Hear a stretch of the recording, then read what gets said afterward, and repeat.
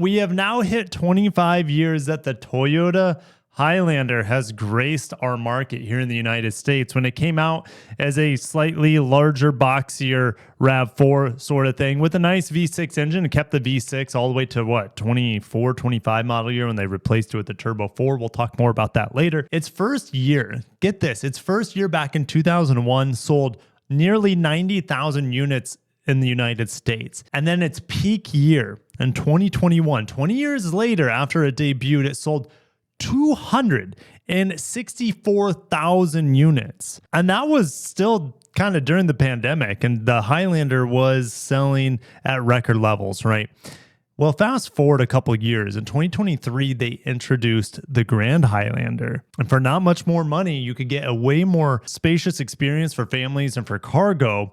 And you had more diverse powertrain options on it. And then in 2024, the sales sank from what was 264,000 in 21, 3 years later, to less than 90,000. It was the lowest selling year for the Highlander last year, going all the way back to 2009.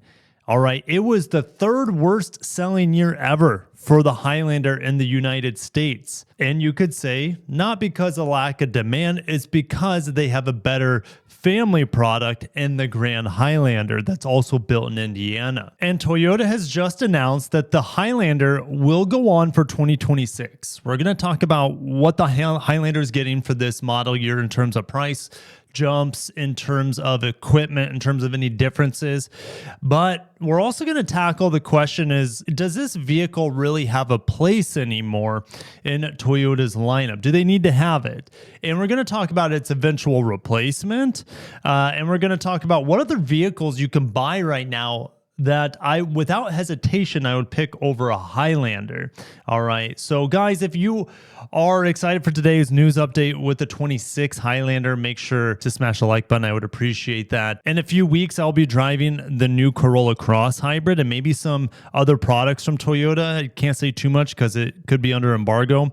So make sure to subscribe, hit the bell icon so you don't miss my upcoming driving impressions on those things. And this fall, I'll be driving the new RAV4, which you do not want to miss. You do not want to miss the new RAV4. So here we are with the 26 Highlander all-wheel drive, and it is standard all-wheel drive now. Previously, the hybrid got standard all-wheel drive, but you still had a front-wheel drive option on the 2.4 turbo models with an 8-speed auto. Well, like Mazda, sort of, because Mazda's crossovers are fully all-wheel drive, the Highlander is going all-wheel drive standard as well. They've also simplified the grades. I don't know if there's any nightshades or anymore. It's really just 4 grades on the standard model: XLE, XSE, Limited, and Platinum. And then the hybrid grades get XLE, Limited, and Platinum. I do have entry pricing here. All right. And the non-hybrid starts at $45,270. And ladies and gentlemen, we have a price increase from base model to base model of over about $5,000, $4,900 something, whatever. All right, so you see this here. This is a 25 model, $40,000. The new one to get your feet wet is $45,000. Why is there such a difference? Well, they killed off the LE trim, and we've been seeing this with other Japanese manufacturers, Subaru especially, where they kill off the entry-level trim and you instantly have a $4,000 to $5,000 price hike to buy that specific vehicle. The LE is gone on the Highlander. The Grand Highlander has an LE though. All right. And so bye-bye. Now, what is the price hike here for the XLE? Well, if you look at XLE model year to model year, it's almost a $2,000, actually, it's an $1,800 price hike. However, you do get standard all-wheel drive now. So if I go to the XLE and I add all-wheel drive to a 25 model, that's $1,600 right there. Man, they make you pay extra for wind chill pearl. So let's just get green. That's better. Not including destination. So if we get rid of destination, it's $45,070. Okay, so it only went up $200 when you look at it from that perspective. Spec for spec, the model's gone up $200, and that is the case also for the hybrid. The hybrid's only gone up $200. The problem I have is that, well, you no longer have a front wheel drive option, so you instantly have to pay $1,600 standard. But getting an LE is just no longer an option on the Highlander, which makes it less desirable overall. All right, so $5,000 price hike, guys. Not that exciting, to be honest, but this is the era we live in now, where we have inflation, we have tariffs, which tariff parts and make cars more expensive. We have so many things that are going to keep contributing to more expensive cars, and the Highlander is the latest example of that. Now, these are coming to dealerships in November. Should you wait? And the answer is absolutely not. If you need a Highlander or a 3-row crossover right now, you should not wait. Now, what about a Grand Highlander? The Grand Highlander LE is cheaper than the XLE standard Highlander, and that's the hybrid. Guys, the hybrid LE Grand Highlander, I know it doesn't have all-wheel drive on this particular grade. The Grand Highlander LE is less expensive than the Highlander hybrid XLE by a significant margin. It's more than a $2,000 price difference here. And yes, we're looking at 26 models. So this pricing is updated for the Grand Highlander here. So you'll save $2,300 getting a Grand Highlander LE hybrid over a Highlander XLE. That is a no-brainer. The Grand Highlander XLE is more than $1,100 less than the standard Highlander XLE hybrid. Now, again, this one does not have the all-wheel drive equipped. If I were to equip that, it would cost me $1,600, which I don't need down here in Florida. That's a no-brainer to get the Grand Highlander, which I think looks better over the standard Highlander. If we look for Highlanders on sale in my area, there are not very many, guys. This is crazy. Look, there's 124 Grand Highlanders and 83 standard Highlanders here. They both have the same engine transmission. All right, and this is, we're looking at 25s here. Again, the 26s will be slightly more expensive. The Highlander Hybrid, only 23 available, where the Grand Highlander Hybrid has more availability. But they also sell a lot more, the Grand Highlander now, over the standard Highlander. All right, so when I'm looking at this, I'm seeing price drops here on the standard Highlander. That doesn't come as a surprise. You know, 45K. Let's say XLE 47, 45K, XSE 51K. Oh, man. All right, you know what I'd rather have? I'd rather have a Nissan Pathfinder, which I think looks better than the Highlander and has a V6, and it's a lot cheaper. Check this out. SV is a mid-grade, SL is an upper grade, right? Platinum is the top grade, 47K. It's $6,000 off of MSRP. This color's ugly, but still, I can get this. I don't need all-wheel drive, which Toyota forces you to get now, and I can get a bulletproof VQ V6 here on the Pathfinder. This is a no-brainer choice for me. 35K for a base. And what's the cheapest Highlander I can find? 44K? Forget about it. Oh, that's Grand Highlander. No, that's standard Highlander. That's not even Grand Highlander. The standard Highlander. Forget about it. Forget about the Highlander at this point, guys. Just buy something else like a Pilot or a Pathfinder with a V6. And even the Highlander Hybrid's not a good deal either, because I can get a Santa Fe Hybrid with way more equipment for less money. Check this out. All right. This XLE is mid-grade here, 54K. Let's see if I can find the lowest price on an XLE right now. 49K. All right, for the XLE hybrid, and I can get a calligraphy here for 47K, which is going to have way more equipment, heated and ventilated seats, 360 camera, head-up display. Like, guys, it's not even a comparison. Fuel economy is about the same between the two. All right. So, and the Santa Fe, I think, looks better, regardless of what you think of the back end. I know it's ugly on the back, but the rest of the Santa Fe is fantastic. All right. What about the Grand Highlander? Is this still recommendable? Well, if I look at the Grand Highlander hybrid, your deals are going to be harder to find on this because the demand is much higher, but still better deal than the standard hybrid. Looking at the Grand Highlander here, lowest price $46K. That's roughly where the Highlander is with its price, right? For the entry level. So it's just, it doesn't make any sense for Toyota to have the Highlander anymore. But Toyota is making a 3-row EV in Kentucky. Not now, and it has been delayed.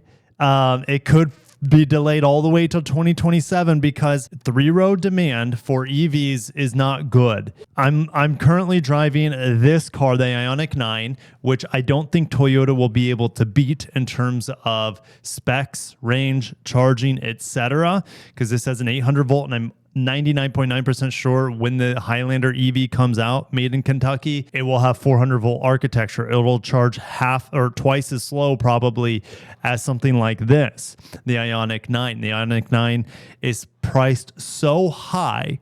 Toyota is going to take the Highlander and do this sort of treatment to it, and it won't be as good of an EV, I suspect, compared to Hyundai's offering or Kia's offering. All right, stay tuned for this review. I got to review it after I do this video. All right, it's just that Abe has entered the chat. You want to? You got Sven? He's got Sven. You know, where is the Highlander going, though? Is Toyota going to keep it around for... Yeah, is the reindeer talking? Yeah. Is it going to stay around? Well, we got to look at the reality of the situation is that there's insane demand in the Indiana plant for production for the Sienna. The Sienna's up over 50% on the year. The Grand Highlander is up 60% on the year. Okay, and the Highlander's down about 50% on the year. So even though the Highlander's just been continued for another year, expect the Highlander continue to go down in sales and production volume in favor for the no-brainer decision of the Grand Highlander and the more family-focused sliding door Sienna. Now, if I look at Sienna, because I'm just curious, I know that there are like no Siennas out there. 98, that's more than I was expecting. There's more Siennas than there are Highlander hybrids out there.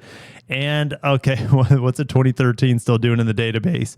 Actually, that's my car, except I have an XLE 2013. Still silky smooth. Jeez, I don't care. Like Highlander, you're dead to me as a family car, right? It's just even a Sienna, base Sienna is going to run laps in terms of practicality around a Highlander. So it is what it is. And then guys, look, it's priced about the same as a Highlander XLE. XLE Highlander starts at $47K. And look, we have a new 27 Sienna here for $46K. And this does not have cloth seats like the LE, all right, which is better for families. It's not going to stain as much, that sort of thing. You know, this has a bigger screen on it too. I have my issues with the Sienna, but the one thing that it excels at is incredible fuel economy with sliding doors, all right? But there's great competition for the Sienna now in the Kia Carnival hybrid, which there are more Carnival hybrids available in my area, and we're seeing great discounts. $4,000 discount, you're not going to get that on a Sienna. The Carnival is much more spacious than a Sienna, and yeah, just check out my review. The Carnival doesn't drive that great. The suspension's bad on it, but it has good tech and really good space and really good fuel economy in the hybrid. So yeah, and the interior is just a lot better than the Siennas. But I know I got off track a little bit. The Highlander, I don't think Toyota needed to continue it for 2026.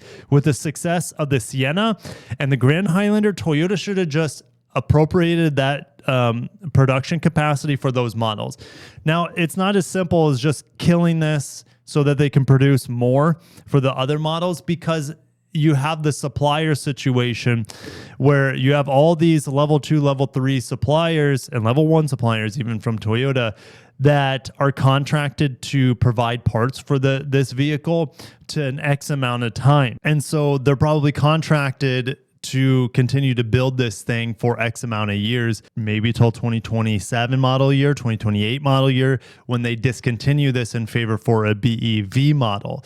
Which, again, I mean, call me crazy. As little there is demand for three-row EVs right now, Toyota might be able to make a better business case for the Highlander going full EV, because the current one just makes no sense from a price performance standpoint versus a Sienna, versus the competition, versus the Grand Highlander. All right. So, it soldiers on in a very weak way. Base price went up $5,000. Trim over trim, spec to spec, only $200. But production again and sales are going to continue to plummet on the Highlander in favor for the more desirable Grand Highlander and Sienna models. And you might be saying, Kirk, I don't want something as big as a Grand Highlander. I don't need I don't want a minivan. If you don't need 3 rows, the new Rav4 is coming out, and it's going to be cheaper than this Highlander, a lot cheaper. And you guess what? If you want something that's really nice with a 2-row, go get the Crown Signia. Way better vehicle, in my opinion. Way better than the Highlander.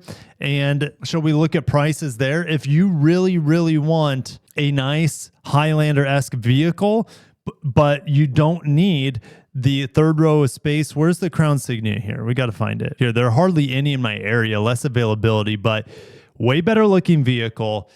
Great performance in terms of hybrid efficiency. It's all-wheel drive standard. It's built in Japan, and it's priced the same, if not less, than a Highlander. Why? Why have the Highlander around anymore? Anyways, I can't make a case for it at all. Versus, like I've said, versus other Toyotas in the lineup and versus the competition. And maybe Toyota should have just killed the Highlander when the Grand Highlander came out, or the Highlander should have just evolved into what the Grand Highlander is. It's tricky with the naming now, but the Highlander is just going to become an EV that has very little desire from the consumer interest. All right. And unless they can convert that Highlander EV, those plans, to a hybrid, which again, what's the point when you have the Grand Highlander or a sexy plug-in hybrid? Then it might make a case as a sexy plug-in hybrid or a really sexy 3-row hybrid. I don't know. It's not going to do well as an EV. The Koreans are already proving that it won't do well as an EV. EV tax credit won't be around as well when the Highlander comes out. So I don't know. The future doesn't look good for the Highlander, and that's okay, because Toyota has your bases covered and the competition has your bases covered, and then some. I got to shut it down. Thank you guys for watching. I can't believe I've rambled on over 20 minutes about the Highlander, but it's such a historic and integral model for Toyota. And the fact that it is kind of just up in limbo right now, you got the price hikes and all the other things I mentioned, it doesn't spell well for the future of this vehicle, EV or not. Have a great day, guys. Peace out. Thank you for watching.